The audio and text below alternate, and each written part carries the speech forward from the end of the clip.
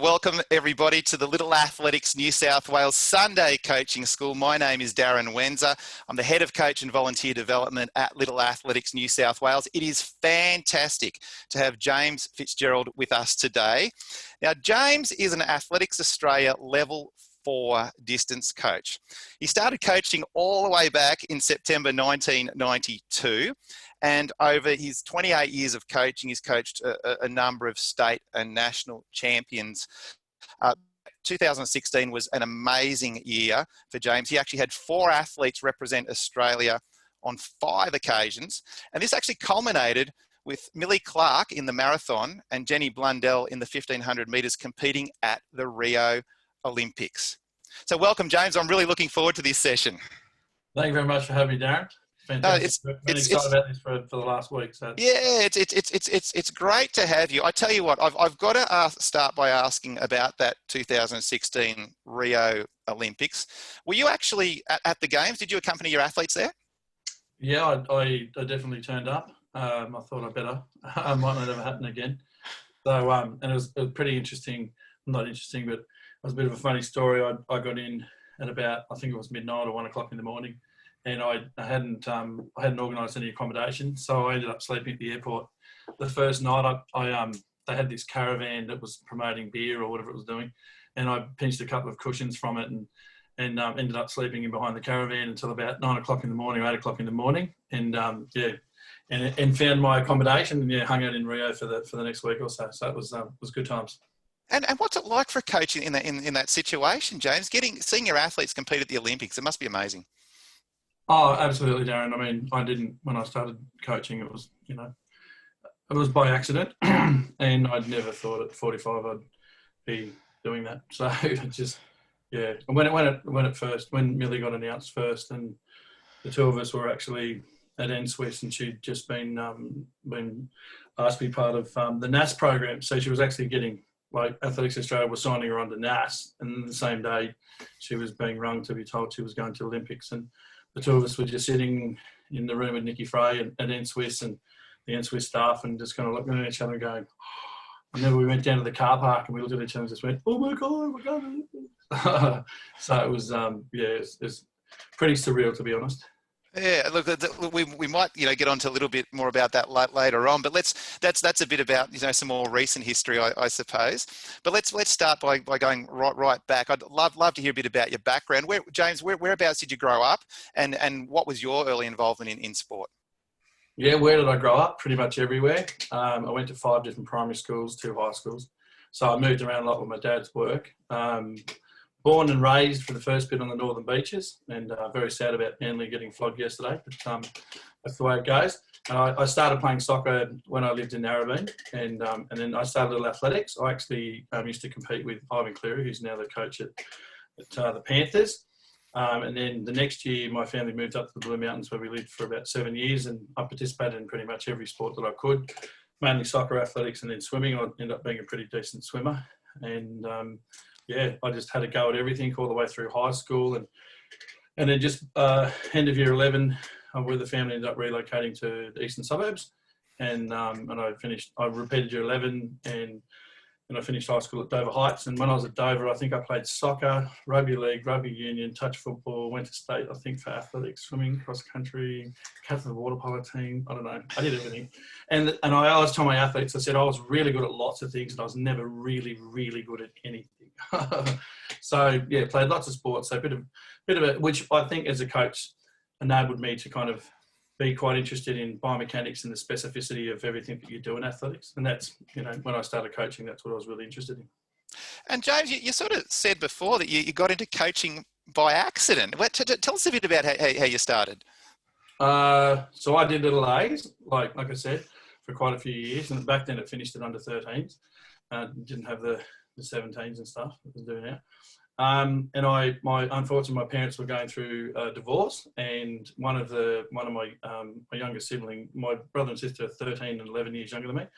So one of their friends said, "Oh, you should come and do Little Athletics." And I said, "Oh, I used to do that ages ago. I'll take you up there." So I went up to Hornsby Little Athletics, and they asked me to sign on, and I got signed on to the shot put, And if anyone, I'm 6'2" and I'm a big guy, so that sort of, they went, yeah, you can go do shot put. Okay, cool. And I went over there and I had I think my first age group was the 8 years boys, and I decided to go back to teachers college, and I said, right, we've got 45. So we're going to go 1, 2, 3, 4, 5, 6, 7, 8, 9. Sit down. And I organised this group of kids. We did shot put. I didn't foul anyone.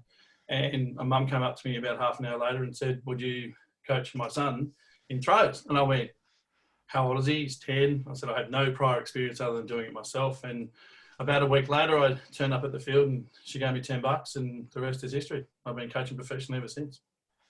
Yeah, because you have coached. How did you move into this distance running sort of, what moved you in that direction? Oh, I did a bit of triathlon, did a bit of running myself when I was younger, but my brother got really good. So when he started Little Athletics, he sort of went through the ranks, and I started making up psychological stuff that I'd never read it. And I said, if you beat that kid once, he'll be looking over his shoulder. If you beat him twice, he'll be really scared. And if you beat him 3 times, he'll never beat you ever again. And I used to say all this silly stuff to him. And I also said, if you have the best shoes, if you have the latest shoes, you'll beat everyone. And so I used to buy him really cool sneakers. I remember he had Kiwi Flyers. It was the first year that he made to state Lalays, and I think he got 5th or something like that. And then the next year he won medals, and then from then on he started to get really good in his teenage years, and just Australian champion, and went to Morocco. So with the World Schools, and because of him, I also was coaching Nick Bromley as a junior, and had a whole bunch of other guys that came through at the same time. And yeah, I went back and did my level 4 in '99, and just kept coaching at that level. And once you have a little bit of success with a couple of athletes, other athletes become interested, obviously. And so, and over the years with people like James Kahn and a whole bunch of other people, and then when Millie and Jenny, and they sort of all come to me just because of the fact that I've been doing that. But I'm actively, as I've said to you, Darren, I'm still actively involved with other events, and I've coached kids to nationals and had a couple of national medals in throws. I've had a couple of kids go to nationals for hurdles and jumps, and so I'm still pretty actively involved in all events. But in terms of the real top end elite stuff, it's been distance running. And across all these different events, James, and all these different athletes that you coach, and all this long career in coaching, is there anything that you've really come to believe in coaching? Have you got really some strong philosophies as a coach? Oh, lots. But yeah. My main thing is that less is more, and I've stuck by that my whole coaching thing. I've never, whenever I was coaching jumps or throws, I never used a tape measure. I used to say to kids, "What's the point of throwing a PB in training?" And the same, as soon as a child starts fatigue and their technique breaks down, or even senior athletes, when their technique starts to be compromised during a training session, I go, "That's enough." So yeah, definitely less is more, and I still to this, I even said this to one of my athletes the other day who's 24 years of age and come back into the sport after a few years out of it. And I said, the most important part of what you do is not what you're doing when you're with me. It's when you're not with me, and it's called rest. So yeah, just less is more. Rest, taking care of your body, listening to your body, which a lot of athletes, and I'm sure we've all experienced it, that a lot of athletes just, but someone else will be doing something else. And no. If you don't feel good, pull the pin. So yeah. Okay, and James, we've mentioned the Olympics, and that obviously was a highlight. Is that what are your highlights in coaching? Is it going to those events? What do you really enjoy and see as your highlights or achievements as a coach? Oh, definitely. And the Olympics was fantastic. I mean, to have 2 people compete on the same day was I think David Tarbottom said it was a red letter day or something for me. But the 14th of August, 2016, I'll remember for the rest of my life. But I think as a coach, I can still name and remember the events and the people who I coached my first year at State Little Athletics. And my first athlete that competed, her name was Alexis Tulloch. And so in terms of memories that I take, I've never forgotten where I started. And Alexis was leading the competition until the last round. And I think she jumped 356 for the long jump at the regional, and then she jumped 372 in the first round. So she led the competition all the way through until the 6th round of the competition, and she ended up coming 4th. And I said, you did a massive PB, and I remember as a coach realising that that's what coaching is. that you have this excited kid, does a massive PBs, loving life, and then you watch the psychology of the athlete. You know, she's 8 years of age, 9 years of age, tops. And you see this nervousness with the parents, and it was at ES Marks, and, you know, I'd never been at state coaching before. And so that's not necessarily a highlight, but definitely something that I've kept with me my whole coaching career. And probably the most excited I've ever been as a coach, other than crying when Millie was first home in Rio, was Nick Bromley. I coached Nick as a junior, then he came back to me when he was a bit older, and he'd won a couple of national titles and he got knocked off a couple of times, and we'd set a plan to beat Lachlan Renshaw at nationals in Brisbane in 2009. And we got the job done, and afterwards Nick said to me, I knew I was going to beat him, and I said, why is that? And he said, because you're the only coach that walked me to the call room. And I said, what? And he goes, yeah, you and I talked and laughed the whole way from the backfield into the call room, and no other coach and his athlete did that. And he said, you gave me that confidence and that belief. And when he said that to me, you know, when a 20, whatever he was at the time, 26, 27-year-old bloke says that to you, and you've known this since our 14 or 15 years of age, that pretty much sticks with us. So, yeah. That actually moves really nicely into the next thing I was going to ask you, because you know, James, we had people when they registered for this session, they could put questions down that they would like you to, you know, deal with, and there was a fair bit of interest in how you approach major events, and you know how you prepare. You know, if you've got any tips on that, because you've mentioned you've prepared Olympians, and you've mentioned you've prepared kids to go to the Little A's state championships. Do you have any advice as to what, you know, how you can help prepare kids, whatever, athletes to prepare for major championships or events?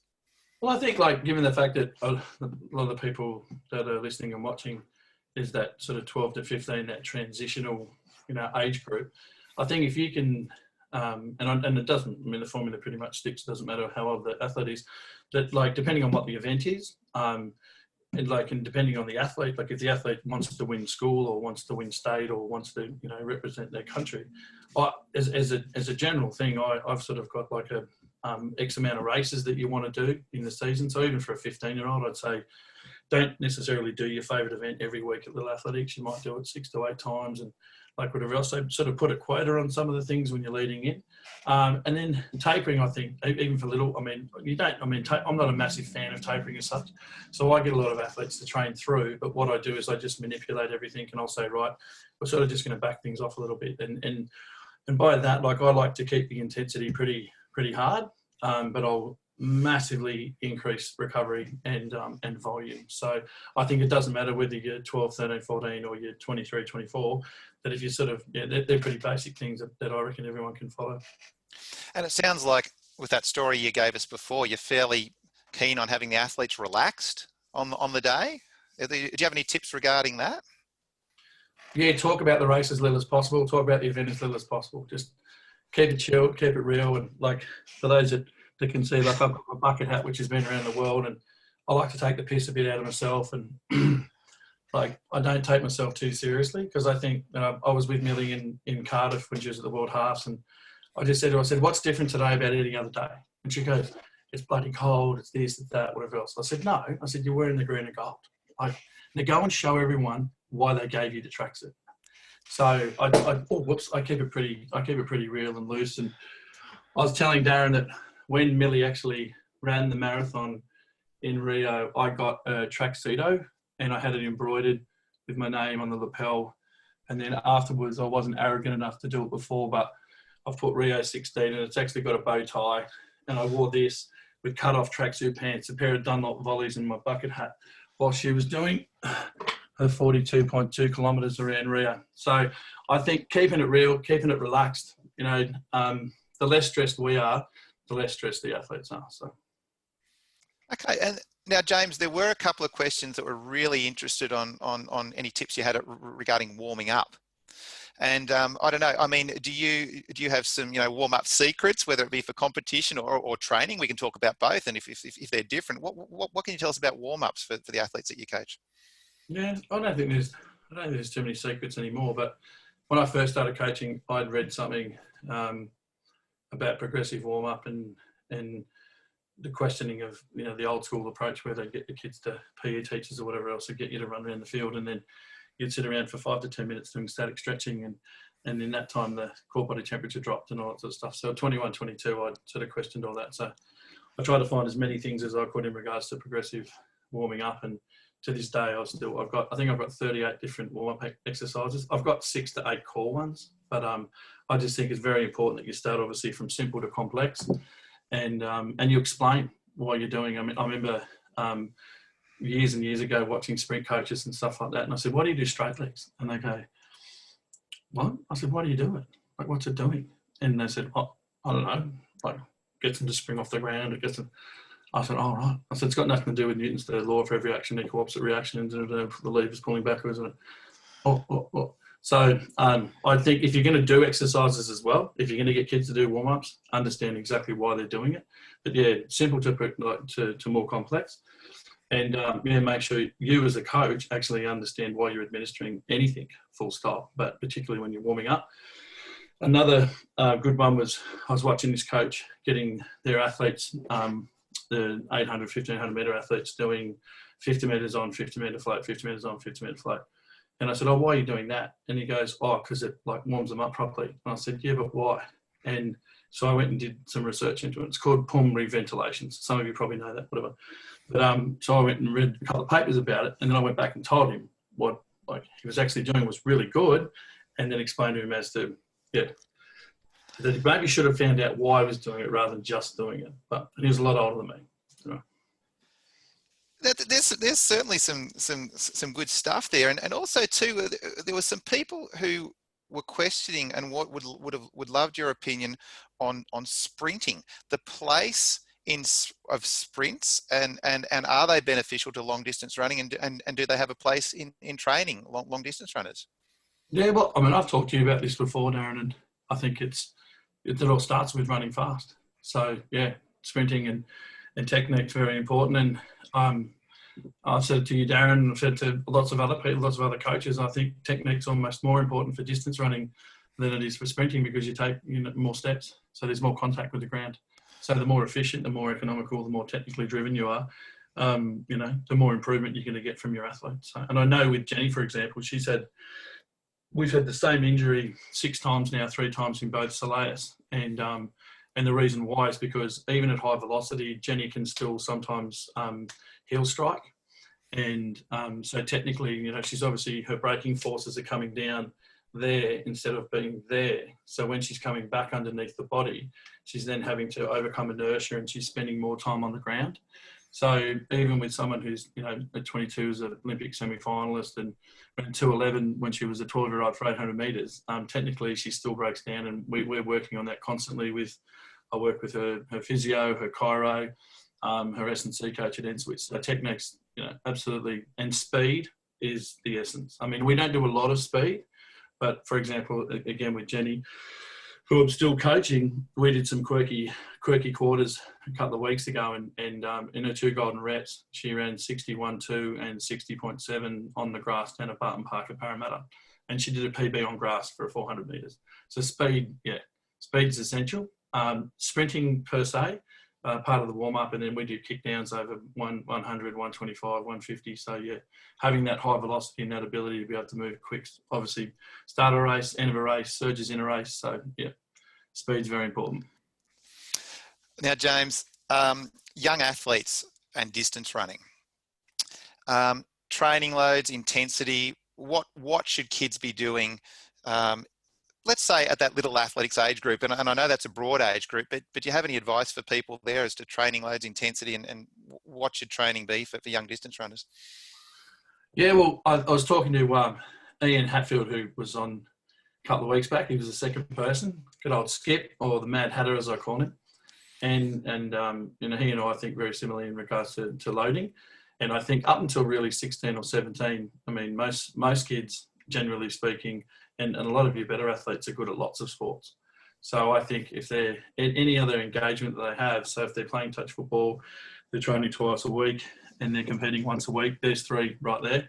And if they start doing that at 12, even 10-year-olds, I think Ian said something about training twice a week and maybe going for a run on the weekend. But I would say in terms of structured training, as a 10-year-old once a week, maybe year 5, year 6, twice a week, and then into high school when they understand and you understand as a coach their development level. I think, the big thing for me is obviously we've all experienced kids that are well developed and kids that don't develop until into the late teens. So that needs to be taken into consideration as well as training age. So, you might get a 16-year-old who I've had recently come to me, who looks like he's going to be very talented. He's a really good soccer player, but when it comes to running, he's a baby. So I think got to be very mindful. So rather than thinking so much about load, you have to think about the athlete, its background, and its actual maturation. So before you start putting lots of structured like running into them. Okay. And what, James, if you've got parents wanting more, it did come up amongst the questions that people ask. If you've got, say, let's say over-enthusiastic parents. Passionate. Passionate, exactly. Do you have any advice for people who are watching, listening, as to how you can manage those parents? Oh, nearly 3 decades in. I could write a book, I reckon. What I said, I was talking to you before we went live, and Ian reckons he's never really had any experience with troublesome parents, and I'm like, mate, I haven't had a year where I haven't had a nightmare one. But I guess to other coaches, it's just to listen and to be patient. And, a lot of times we know, particularly if you, become a parent and whatnot, that you want the good things to happen. And if your child has even an ounce of ability or something, you think, oh gosh, they're going to be the best or whatever else. And I think you just got to go, initially you've got to go on that ride with the parents. But then I think, you've got to find a way to be sort of not brutally honest, but just to be, polite and just say, hey, look, at the end of the day, and I said this to you before, Darren, it's like, you've got to make sure that every kid that you coach is there because they want to be there. I think it's a very big difference between being a PE teacher or, kids doing sport at school where they have to, it's mandatory. Whereas obviously with coaching, it's outside school hours most of the time. And they're there of their own volition. So you want to make sure that they're actually intrinsically motivated.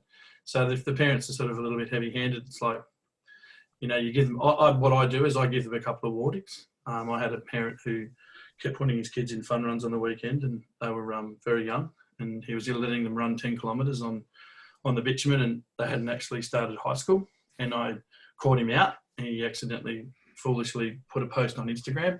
So sometimes social media platforms help. And I said, did the girls do this? And he said, yep. I said, right. I said, if it happens again, then we'll be having serious words. Happened again, we had serious words. And I said, if I find out that it happens again, it's all over. So I gave him a couple of chances, and then I ended up parting ways with him because one day after athletics carnival, the girls underperformed, and that afternoon he took them down to the local park and made them run 10 200s as fast as they could, and one of the girls ended up vomiting, and she told me the next day at training, and she was 11 years of age. So I think you've got to be very honest and open, and just have guidelines. And if parents want to push it and they overstep the mark, we as coaches have got to be responsible and let them know that that sort of thing will not be tolerated. So, and it sucks sometimes, but that's what you've got to do. So when a new parent, a new athlete approaches you, that parents approach you, is there any particular messages that you give them? Do you have any sort of things that you discuss with them, James? Yeah, well, now I'm a bit older. I've got a few more hobbies and passions, but I said like anything that you want, like any level of permanence happens over a long period of time. So you've got to be patient, and if you've got expectations, both your child and you as parents, if you've got expectations to be a superstar in 12 months, well, I'm probably not the person to train with. So I'll be quite upfront with that. And then I'll make little jokes and quips about, I do bonsai, and that takes a lot of time, gardening and whatever else, and watching things grow. And I collect wine, particularly good red wine. So if you want that to get better, put it down your cellar, take care of it. So, and I tell them I'm a very patient person. Coaching is a patient profession, as we know. And, and unfortunately, if that's not their cup of tea, then I'm probably not going to be either. So. And sort of, do you have different messages for different age groups? So if you've got what's the youngest athlete that you would take on these days, James? Oh, I won't take anyone unless they're in high school. Okay. Yeah. And then I'm at a point where now I'm thinking 15, 16. So. Okay. And what's the size of your squad, James? Generally, how many people do you have running around out there? My squad's been as big as 45, I think, about 10 years ago. And it's ebbed and flowed between 15 and 22. We've got about 18, 19 at the moment. So, And do you write multiple programs for them? I mean, what sort of what's happening during one of your sessions? How do you individualize? It's quite an interesting question that I think people sometimes struggle with, as to how they, when they're working with a group, how you tend to sort of individualize for the athletes. yeah, I should have. That was silly of me. I should have brought up my. So that's a real good question. I didn't think that one was going to come up. But when I started coaching at Bromley in 2007, I was already well established at Westfields, and my biggest concern and worry at the time was, how am I going to be able to cope and coach kids that have just started year 7, and then coach someone who's won multiple national titles? And I won't go into the 369 thing, but let's run 369 is my website, my business, all that sort of stuff. My number plate, my email address, like 369 is a big thing. Anyway, I came up with, I guess, for those that are old enough, that we used to have a sliding rule that had all formulas and stuff on it. And so I wanted to come up with, it took me nearly 600 hours to come up with a piece of paper that I could slide the rule and go from every distance and every event and intensity and training sessions. And I've created one piece of paper where I can coach any event at almost any level. And the way I do it simply is it's just through formula. So that I can say, I'll do short, medium, long in terms of what the outcomes are for the training, or what the actual training session is, and explain why we're doing it and blah, blah, blah. So I make sure that it's I had a session the other night at Homebush where I had 8 people on the rubber, and I administered 6 training sessions. So, yeah, all based off a sliding rule kind of thing. Yeah. That sounds completely fascinating. I'm going to have to get you to show me that slide, what you've got there one day. That's absolutely fantastic. I want to sell it to the States. Oh, there you go. I want to sell it to every high school and university in America, but I don't quite know how to get it there. It's too late now. So we've talked about training loads and things like that. Now, James, obviously, coaches, are often coaching, female athletes as they're going through puberty and their performances are dropping possibly. Someone did ask about this. Do you have any advice about managing that time where their performances are dropping, whether it be for the kids are going through puberty or whatever it might be? Oh, absolutely. I've had plenty of athletes go through that. I'm in my 9th year at Abbottsley School for Girls, and I've seen lots of different things happen where girls have gone through the changes and then come out the other side. Really, really good athletes, and obviously other ones, have the complete opposite. And the thing is, it's to be, obviously as a coach, we've got to be very empathetic and understanding to that. And particularly for my better athletes, obviously I have very good relationships with their parents, and it's a matter of just being very communicative and making sure that there's always two-way communication and knowing, particularly athletes. Look, I'm obviously not naming names, but I had one athlete who went to World Juniors, and within 12 months, her body mass had changed by over 25%. And she was devastated, and she went from being at the front of the pack and being at the back of the pack. And it was just a matter of, being very honest with her, and, I'd stayed in very close contact with parents and I even had rung a couple of the doctors and I'd get second opinions and stuff like that. So just being very hands-on, trying to be as empathetic as you possibly can, and remembering at the end of the day that they're kids. So what do you see are some of the factors that are going to help kids stay in the sport? How can we keep them in love with the sport, James? I know you've got some thoughts about this. How as coaches, how as a sport as a whole, can we keep kids in love with what they're doing? Everyone says it, but you got to make it fun.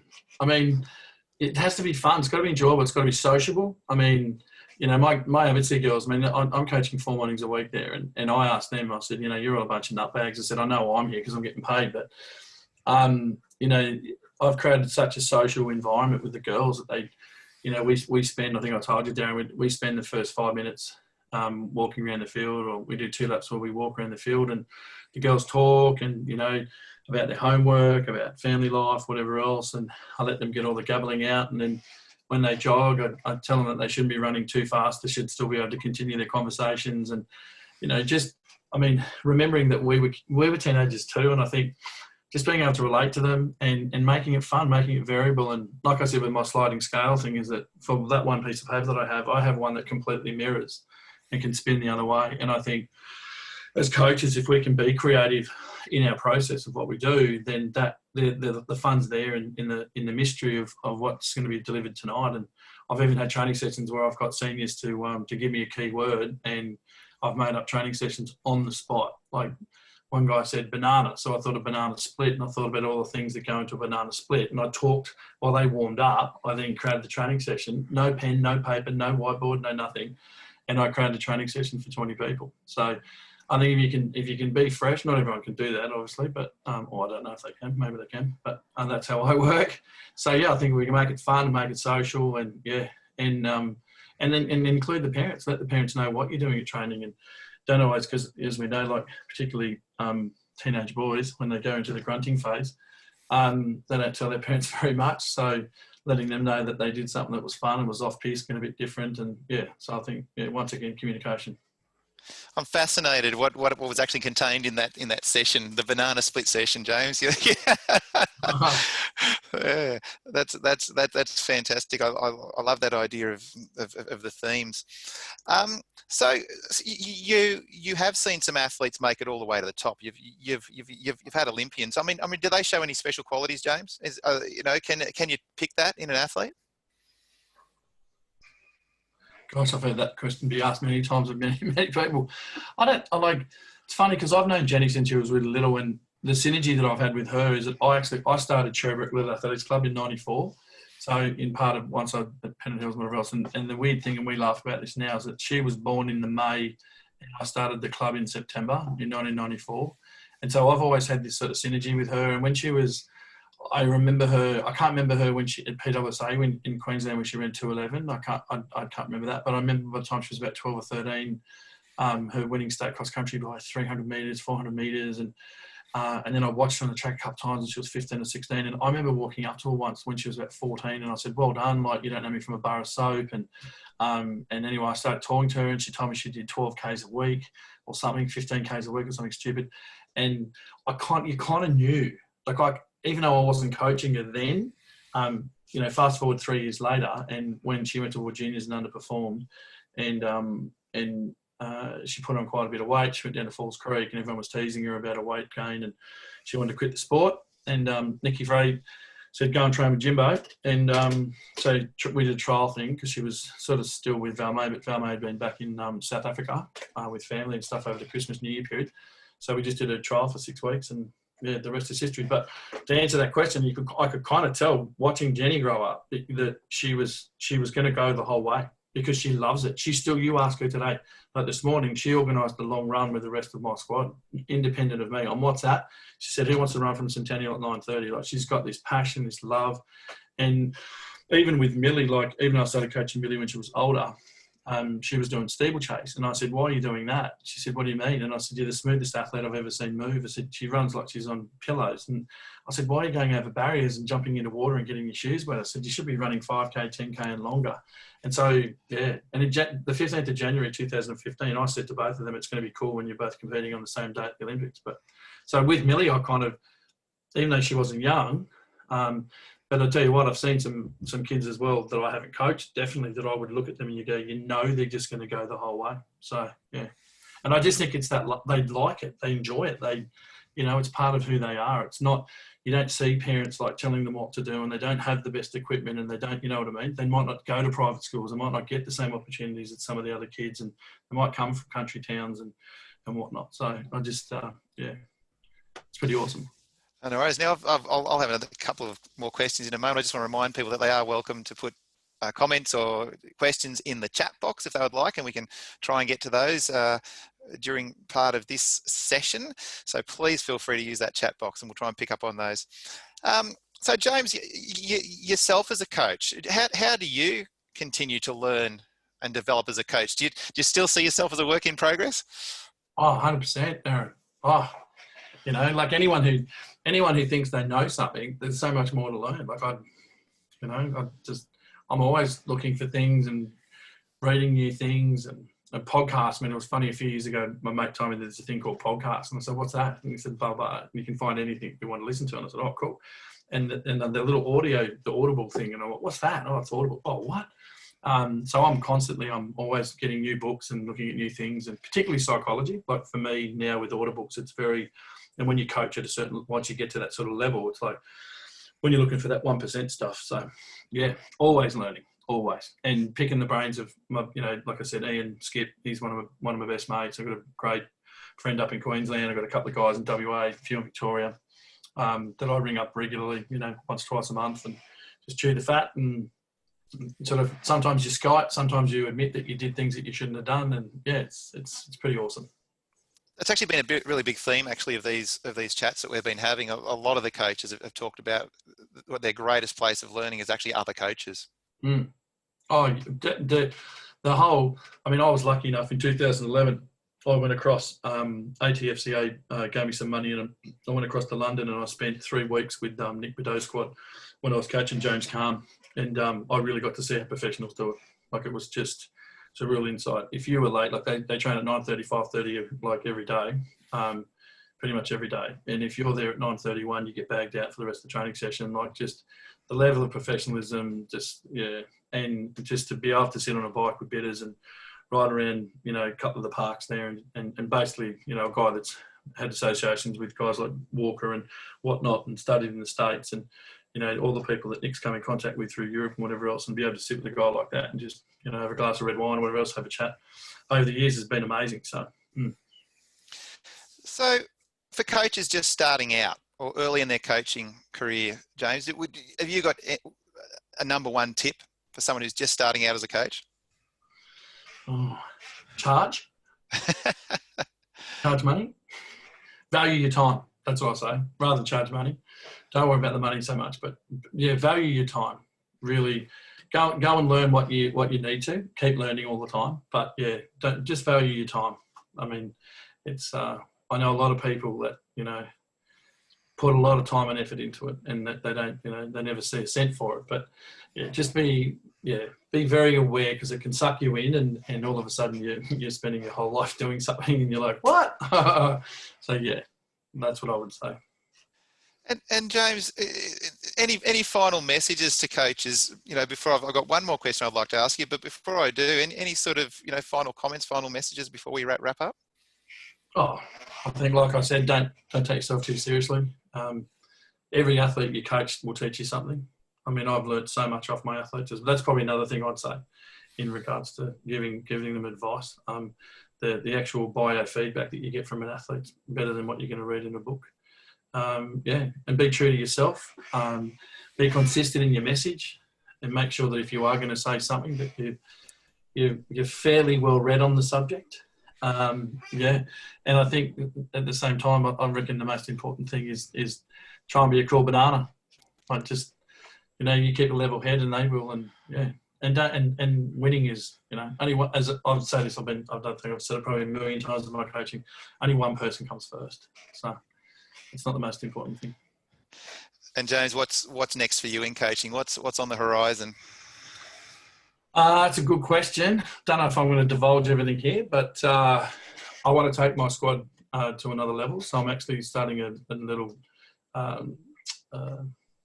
little group and taking them to another level. I just think that some athletes have the time and the energy to really get the most out of themselves. So I want to be able to do that. So increasing level of specialisation with my coaching. And because of the success that I've had at Abbotsford, for those that don't know, my girls have won the national schools race the last 2007 and 2019. Should have gone to Slovakia this year for world schools. Went to Slovakia in 2018 and came second in the world out of 38 countries. And what I really would like to do, Darren, is I would like to work at the school that came last at IGSA, and in 5 years get them in the top 5 out of 27. So my next challenge might be Frencham, or that, not that they didn't come last or whatever, but working in a school that has never had access to someone perhaps with my experience, and and just having a bit of a play and see what we can do. So yeah.